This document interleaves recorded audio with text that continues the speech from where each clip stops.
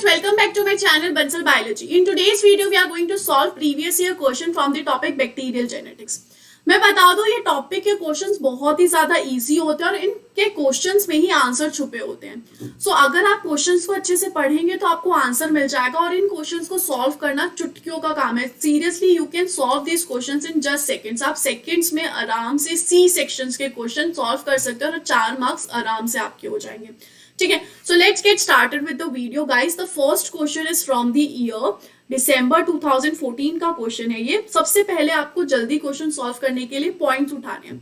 जैसे कि आपने यहाँ पे देख लिया कि कोड ट्रांसडक्शन का है, हमें linear gene order find out करना है. 4 जीन्स दिए हुए हैं ABCD, उनका ट्रांसडक्शन देखा गया है और हर एक set A, set 2, set B में क्या बताया गया, ट्रांसडक्शन बताया गया.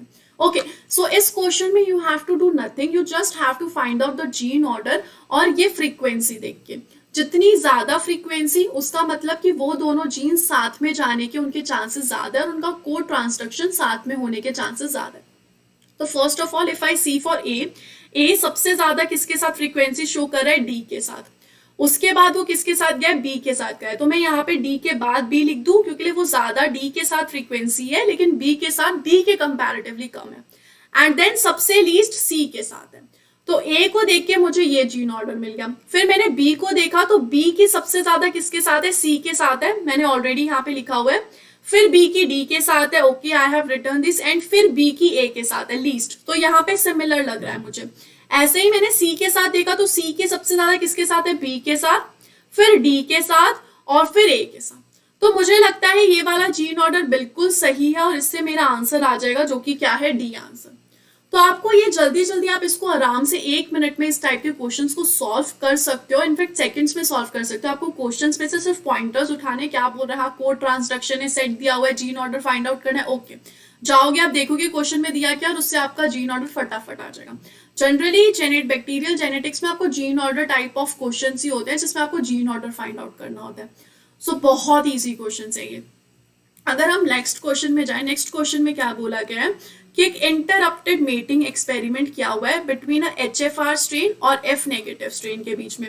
ठीक है, और यहाँ पे अब जो हमें एक्स कॉन्जुगेंट्स मिले मतलब जो कॉन्जुगेंट होने के बाद बैक्टीरिया जब सेपरेट हो गए वो सारे के सारे स्ट्रेप्टोमाइसिन रेजिस्टेंस है. हमने 10 मिनट, 20 मिनट और 30 मिनट के बाद इंटरप्टेड मेटिंग जब की उसके बाद हमें ये रिजल्ट्स मिले.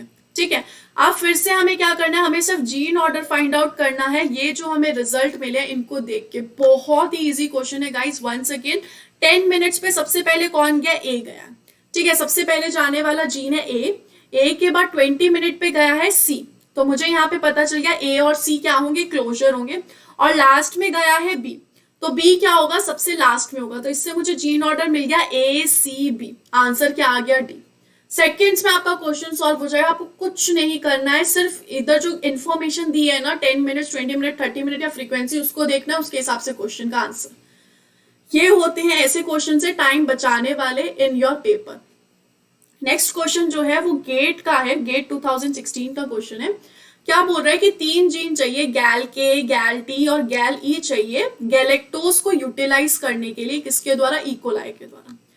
If there is a mutation in any of these gene, the mutant cannot utilize galactose. अगर किसी भी जीन में म्यूटेशन होगी तो इकोलाई गैलेक्टोज को यूटिलाइज नहीं कर पाएगा. Which of one of the following merodiploids will support the growth of mutant on galactose? मीरोडिप्लॉइड्स किसमें था, कंजुगेशन में था. जब प्लाज्मिड का जब ट्रांसफर हो जाता है, राइट. सो प्लाज्मिड का जब ट्रांसफर हो जाएगा तब क्या बन जाएगा, एक ऐसा सेल होगा जो मीरोडिप्लॉइड होगा. ओके, और प्लाज्मिड की जगह आई वुड से F'. अगर आपको इन सब के बारे में नहीं पता है तो I would suggest you to go to the previous video, वो आप देख लीजिए तो आपको ये पूरा कॉन्सेप्ट F' का समझ में आ जाएगा इसकी मैं क्या बात कर रही हूँ. तो हमें सिर्फ एक ऐसा मीरोडिप्लॉइड फाइंड आउट करना है जो कि ग्रो हो सकता है गैलेक्टोज पे. अगर किसी को हमें ग्रो करना है गैलेक्टोज के लिए तो हमें ये जरूरी है कि तीनों के तीनों पॉजिटिव हो, यानी कि गैल के भी पॉजिटिव हो, गैल टी भी पॉजिटिव हो और गैल ई भी पॉजिटिव हो. हमें कुछ नहीं करना है, हमें सिर्फ इसमें ऐसा ढूंढना है जिसमें तीनों चीजें पॉजिटिव होनी चाहिए. इधर भी पॉजिटिव हो और इधर भी पॉजिटिव हो, दोनों मिला के तीनों पॉजिटिव होनी चाहिए. सबसे पहले मैं गई गैल के पॉजिटिव है, गैल टी पॉजिटिव है, गैल ई नेगेटिव है. अब मुझे यहाँ पे देखना है गैल ई पॉजिटिव है क्या, नहीं, तो ये ऑप्शन गलत हो गया. फिर मैं गई गैल के नेगेटिव है और गैली नेगेटिव है यहाँ पे, तो यहाँ पे दोनों पॉजिटिव है क्या, गैल के पॉजिटिव है, गैली नेगेटिव पॉजिटिव है, तो ये करेक्ट ऑप्शन हो गया। यानी कि ये क्या कर पाएगा, यूटिलाइज कर पाएगा गैलेक्टोज को, क्योंकि लिए इसमें तीनों चीजें पॉजिटिव है मीरो डिप्लॉयड में। नेक्स्ट आर पे गई तो यहाँ पे नेगेटिव है, ये भी नेगेटिव है, और यहाँ पे टी नेगेटिव है, टी यहाँ पे भी नेगेटिव था, यहाँ पे भी नेगेटिव है, तो ये यूटिलाइज नहीं कर पाएगा। नेक्स्ट पे गई गैल के पॉजिटिव, गैल टी पॉजिटिव, लेकिन गैल ही नेगेटिव है, क्या गैल ही यहाँ पे पॉजिटिव है, हाँ, तो क्यू एंड एस क्या कर पाएंगे, क्यू एंड एस यूटिलाइज कर पाएंगे, तो option number D is correct. फटाफट आपको इस टाइप से क्वेश्चंस को सॉल्व करना है, राइट। नेक्स्ट क्वेश्चन पे चलते हैं।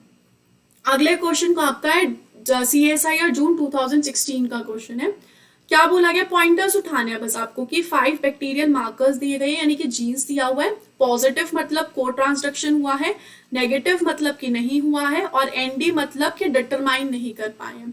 हमें क्या फाइंड आउट करना है, हमें जीन ऑर्डर फाइंड आउट करना है, एज सिंपल एज दैट। आ जाओ इस टेबल पे जो दी हुई है, टेबल पे देखेंगे किसी भी एक को ले लेते हैं। हमने ले लिया सबसे पहले आर्जिनिन, तो सबसे पहले हम देखेंगे आर्जिनिन किसके साथ जा रहा है, तो मैंने देखा आर्जिनिन सिर्फ गैल के साथ जा रहा है, गैलेक्टोज के साथ जा रहा है, क्या वो ल्यूसिन के साथ जा रहा है, हमें डिटरमाइन नहीं हुआ, और स्ट्रेप्टोमाइसिन के साथ भी नहीं जा रहा है, ऐसा इस क्वेश्चन में। नेक्स्ट मैंने देखा ल्यूसिन को, ल्यूसिन किसके साथ जा रहा है, ल्यूसिन सिर्फ और सिर्फ स्ट्रेप्टोमाइसिन के साथ जा रहा है, तो मैं यहाँ पे ल्यूसिन और स्ट्रेप्टोमाइसिन को साथ में लिख देती हूँ, ठीक है। नेक्स्ट अगर मैंने देखा स्ट्रेप्टोमाइसिन, स्ट्रेप्टोमाइसिन गैल के साथ जा रहा है और ल्यूसिन के साथ भी जा रहा है, स्ट्रेप्टोमाइसिन गैल के साथ भी जा रहा है और ल्यूसिन के साथ भी जा रहा है, तो मैं बोल सकती हूँ कि स्ट्रेप्टोमाइसिन गैल और ल्यूसिन के बीच में प्रेजेंट है, राइट, क्योंकि वो दोनों के साथ जा रहा है। फिर मैं मिथ्योनिन के पास गई तो मिथ्योनिन सिर्फ और सिर्फ ल्यूसिन के साथ जा रहा है, मिथ्योनिन सिर्फ और सिर्फ ल्यूसिन के साथ जा रहा है, बाकी हमारे पास यहाँ तो इन्फॉर्मेशन नहीं है या फिर नेगेटिव है। तो इससे मुझे मिल गया कि मेरा जीन ऑर्डर क्या होगा, बिल्कुल इजी। हमने सिर्फ टेबल देखी, आर्जिनिन गैल के साथ जा रहा है, बाकी किसी के साथ जा नहीं रहा है, तो वो उसके साथ, और वैसे करके हमने पूरा निकाल लिया। अब हमें आंसर देखना है कि कहाँ पे आर्जिनिन, गैल, स्ट्रेप्टोमाइसिन, ल्यूसिन और मिथ्योनिन साथ में है, तो ये डी ऑप्शन करेक्ट। टेबल देखा, आंसर आया, कुछ भी करने की जरूरत है, नहीं करने की जरूरत है, हमारा आंसर सामने है, राइट। नेक्स्ट क्वेश्चन देखते हैं। नेक्स्ट क्वेश्चन दिसंबर 2017 का है। अब आप क्या कर सकते हैं, पॉज कर सकते हैं इस वीडियो को और खुद क्वेश्चन को सॉल्व कर सकते हैं और फिर कंटिन्यू कर सकते हैं, ताकि आपको भी पता चल जाए कि कैसे क्वेश्चंस को सॉल्व करना है। नेक्स्ट क्वेश्चन पे गई मैं फेजेस में। Phages are collected from infected E coli donor strain जिसका जीनोटाइप पॉजिटिव पॉजिटिव पॉजिटिव है, यानी कि वो क्या है, वाइल्ड टाइप है। उसको हमने यूज किया ट्रांसड्यूस करने के लिए नेगेटिव नेगेटिव नेगेटिव को, यानी कि ये कैसा है, ये म्यूटेंट है। हमने क्या किया, इनको ये जो ट्रीटेड रेसिपिएंट है इनको हमने प्लेट किया एक मिनिमल मीडियम में। मिनिमल मीडियम का क्या मतलब होता है कि हमने वहां पे कुछ भी एसेंशियल चीजें प्रोवाइड नहीं की, supplemented with leucine and threonine. अच्छा, क्वेश्चन में बोल दिया कि मिनिमल मीडियम तो है, लेकिन उसके साथ हमने ल्यूसिन और थ्रियोनिन को पुट कर दिया। मैनी कॉलोनीज ग्रू, बहुत सारी जो कॉलोनीज है वो ग्रू हो चुकी है। Which of the following combination of genotype are appropriate for colonies that grew? इसमें हमें कुछ करना ही नहीं है, हमें इसमें क्वेश्चन में ही दे दिया गया है कि ल्यूसिन और थ्रियोनिन तो मिनिमल मीडियम में दे चुके हैं, तो ल्यूसिन और थ्रियोनिन अगर नेगेटिव भी रहे तो भी कोई फर्क पड़ता नहीं है, क्योंकि मीडियम में प्रेजेंट है। अगर बैक्टीरिया उसको बना भी नहीं पा रहा है तो भी कोई फर्क नहीं पड़ेगा। फर्क किसका पड़ेगा, फर्क पड़ेगा सिस्टीन का, क्योंकि सिस्टीन हमने मीडियम में नहीं प्रोवाइड किया है, तो सिस्टीन मस्ट बी पॉजिटिव, तभी ये जो बैक्टीरिया है वो सरवाइव कर पाएगा। तो हमें सिर्फ ऐसा ढूंढना है जिसमें सिस्टीन तीनों में पॉजिटिव हो। इसमें पॉजिटिव है, इसमें पॉजिटिव है, इसमें नेगेटिव है, नहीं हो सकता। इसमें नेगेटिव है, इसमें पॉजिटिव है, इसमें पॉजिटिव है, नहीं हो सकता। इसमें नेगेटिव, इसमें भी नेगेटिव, इसमें भी नेगेटिव, नहीं हो सकता। इसमें सिस्टीन पॉजिटिव, इसमें भी पॉजिटिव, इसमें भी positive, what is the answer, D is the answer. कुछ भी करने की जरूरत पड़ी, आपको यहाँ से दिख नहीं रहा होगा, मैं थोड़ा ऐसे होके दिखा देती हूँ, cysteine positive, cysteine positive, cysteine positive, अब शायद आपको दिख गया होगा, ठीक है। सो इससे बिल्कुल ही इजी है, ये बिल्कुल ही इजी क्वेश्चन है, आपको कुछ भी करने की जरूरत नहीं पड़ी। इसमें क्वेश्चन देख के आंसर आपके सामने है, बस आपको ये देखना था कि थ्रियोनिन और ल्यूसिन जो है मीडियम में दिए हुए हैं। अगर आपको बैक्टीरियल जेनेटिक्स के तीनों प्रोसेस आते हैं, कंजुगेशन, ट्रांसडक्शन एंड ट्रांसफॉर्मेशन, आपके लिए क्वेश्चंस बिल्कुल चुटकियों का काम है। नेक्स्ट क्वेश्चन देखते हैं। नेक्स्ट क्वेश्चन है फ्रॉम द ईयर जून 2017 का एक क्वेश्चन है ये। इसमें क्या बोला है कि ट्रांसडक्शन एक्सपेरिमेंट किया गया जिसमें वाइल्ड टाइप को डोनर कंसीडर किया गया और जो म्यूटेंट टाइप है वो रेसिपिएंट है। एक ट्रांसडक्शन किया गया और हमारे पास ये डाटा है, हमें बताना है कि को ट्रांसडक्शन फ्रीक्वेंसी क्या है, कि को ट्रांसडक्शन फ्रीक्वेंसी क्या ए पॉजिटिव बी पॉजिटिव के लिए and B positive C positive के लिए, यानी कि कितनी फ्रीक्वेंसी है कि ए बी जीन साथ में जाएंगे और बी सी जीन साथ में जाएंगे। हमें सबसे पहले ए बी के लिए क्या देखना है, हमें सबसे पहले ए बी के लिए देखना है कि किस किस कंडीशन में ए बी साथ में गए हैं। तो मैंने देखा यहाँ पे 98 पे साथ में गया ए बी, यानी कि 98 रिकॉम्बिनेंट्स मिले मुझे, और यहाँ पे 68 रिकॉम्बिनेंट्स मिले। अब इसके लिए फॉर्मूला क्या है, इसके लिए फॉर्मूला सिर्फ यही है कि नंबर ऑफ रिकॉम्बिनेंट्स जब जब वो साथ में गए हैं, जिन जीन्स को हम कंसीडर कर रहे हैं, upon total number of recombinants. तो यहाँ पे मैं ए एंड बी के लिए कंसीडर कर रही हूँ, तो ए एंड बी के लिए मुझे नंबर ऑफ रिकॉम्बिनेंट्स देखने हैं, तो क्या है 98 प्लस 68 अपॉन मुझे सबका टोटल कर देना है 573, 98, 11 एंड 68। ठीक है, इसको अगर मैं ऐड अप करूंगी 98 प्लस 68 करूंगी तो कितना आ जाएगा 6 एंड 166 अपॉन इसका अगर मैं पूरा कैलकुलेट करती हूँ तो आता है 750। ठीक है, इसकी कैलकुलेशन करके ये आ जाएगा 22%। तो मुझे पता चल गया ए एंड बी के साथ में जाने की फ्रीक्वेंसी कितनी है, 22% है। ऐसे ही मुझे किसके लिए करना है, मुझे बी एंड सी के लिए करना है। I will advise pause the video, आप खुद करो ये सॉल्यूशन और फिर आगे वीडियो में कंटिन्यू करना। सो यहाँ पे क्या है, बी एंड सी कब साथ में जा रहे हैं, इधर जा रहे हैं, नहीं इधर भी नहीं जा रहे, इधर भी नहीं जा रहे, इधर भी नहीं जा रहे, सिर्फ एक है लास्ट वाले में जहां पे बी एंड सी साथ में जा रहे हैं। तो बिल्कुल सिंपल हो गया, 68 अपॉन टोटल दैट इज 750।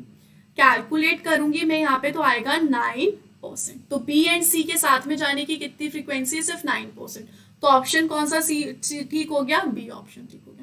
ठीक है, तो यहाँ से हमने एक नया फॉर्मूला सीख लिया। अगर को ट्रांसडक्शन के लिए फ्रीक्वेंसी पूछी जाए तो हमें सिर्फ क्या करना है, नंबर ऑफ रिकॉम्बिनेंट्स जिसमें को ट्रांसडक्शन हुई है किसी भी दो जीन्स के बीच में upon total number of recombinants, और उधर से हमें आंसर मिल जाएगा। इतना सिंपल है ये। So you have just seen that how easy these questions are from the bacterial genetics. So I hope you will read this bacterial genetics topic and you will easily solve these questions in GATE examination or in CSIR NET examination. These are so easy. So guys, thank you so much for watching the video. Don't forget to subscribe my channel and share this video with all your friends. Thank you so much guys. Bye bye.